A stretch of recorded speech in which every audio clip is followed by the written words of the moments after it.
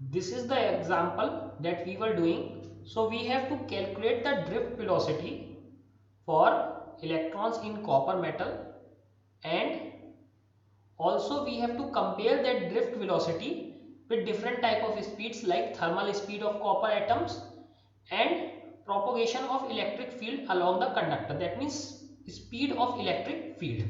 So let us start solving this numerical. Now the direction of the drift velocity of conduction electron is opposite to the electric field direction, that we know. So if the direction of electric field is from left to right, then electrons will move from right to left. That is, electrons drift in direction of increasing potential. Definitely. So what is the direction of this electric field? This is electric field. This is positive potential. This is negative potential. Electrons always drift in the direction of increasing potential. That means on this side. Now the drift speed Vd is given by this equation 3.18, and we have to calculate. Vd is equal to I upon NEA. So this is the drift speed, I is equal to NEA. Now how to calculate this speed? So first we have to calculate this N. A we know, E we know, and I we know. If we get this N, we can calculate Vd. How this formula has come? We know we have calculated this I delta T was simply N E A Vd into delta T. Delta T cancels out both the side, and this Vd is simply I upon NEA. So this was the formula that we have calculated. This is the drift velocity that we have to calculate. Now main thing is that how can we calculate this number N? So let us first calculate this number N. Rest is something that we know. E is equal to 1.6 into 10 to power minus 19 coulomb. Area that has already been given, 10 to power minus 7 meter square, and I is equal to 1.5 ampere. Now the density of the conduction electron N is equal to total number of atoms per cubic meter. Okay, so what they are doing to calculate N is equal to simply N by V. This N is equal to simply N by V. Now we know for copper atom, each electron is coming from a single atom, or each atom, one atom contributes one electron. So that means if we calculate the number of atoms, we can get number of electrons as well, because one atom is giving only one electron. So now let us calculate the number of atoms per unit volume. If we get the number of atoms per unit volume, we get number of electrons per unit volume as well, because both are same. Each atom is giving only one electron. Now how can we calculate this number of atoms per unit volume? So see that how can we get this number? If we take the density, mass density, this is the normal mass density. So mass density for copper is 9.0 into 10 to power 3 kilogram per meter cube. Okay, so volume has already been included. Now in each kilogram, so this is mass upon volume. Now we have to convert this into number.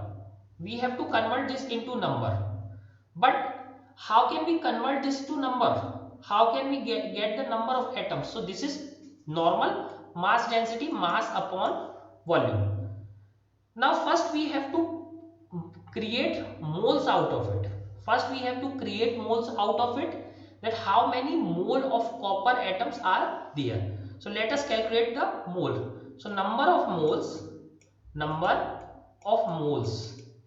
So what is mole? Mole, if we take simply the atomic weight in grams. So atomic weight has already been given to you. Atomic weight for copper is given 63.5 U. So this is in atomic mass unit.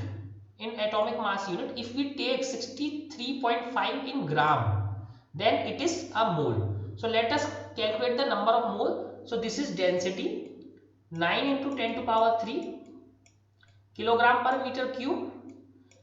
If we divide it by this number, again this is in gram, so we have to 63.5 and we have to put -3 to convert it into kilogram as well.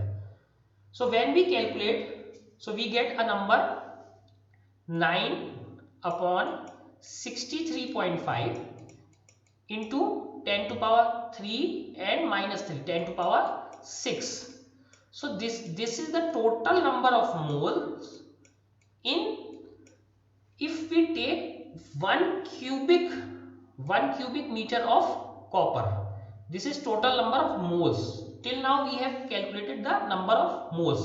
Now we know in each there are Avogadro number of particles. So let us multiply by that. 6.0 into 10 to power 23.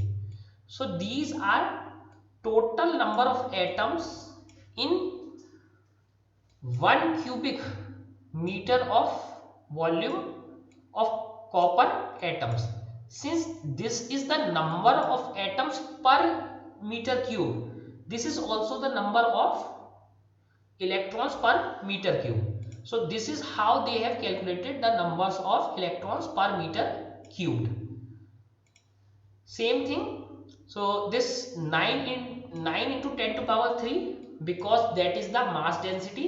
If mass density is divided by atomic weight in grams, then it becomes mole. So 3 power was already there and 3 comes because of this, because this was in grams. So 10 to power 6 and Avogadro number in multiplication. So we get a total number density 8.5 into 10 to power 28 per meter cube. Again see, this is per meter cube, N upon V. So what is N upon V? Small n is equal to 8.5 into 10 to power 28 per meter cube. Number of electrons per meter cube. Now we have all the quantities. I we know, N is already there. This is, and E and A. So now putting the values, Vd is equal to I 1.5 ampere, N 8.5 into 10 to power 28.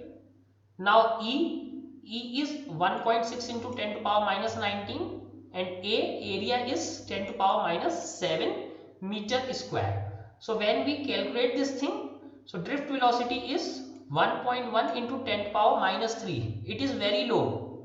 So this is 1.1 millimeter per second. So if we see, drift velocity is very small, only this much 1.1 millimeter, about a millimeter in a second. So drift velocity of the electrons is very low, only 1 millimeter, about 1 millimeter per second. Now the second part is comparing this velocity with the thermal speed of copper atoms. So let us take the temperature to be T. Again this is absolute temperature. The thermal speed we have seen in class 11th. We had calculated the thermal speed for gas molecules. So thermal speed of a copper atom of mass is obtained. How can we obtain? So we simply put half mv square is equal to thermal energy, kBT. This is kBT. So 2 and 2 cancels out. V square is simply 3 kBT upon m. Here m is the mass of the copper atom. Now if we take under root, so this is removed, this is under root. So what we did, we equated the kinetic energy to the thermal energy, and in that way we have calculated the thermal velocity of the copper atom.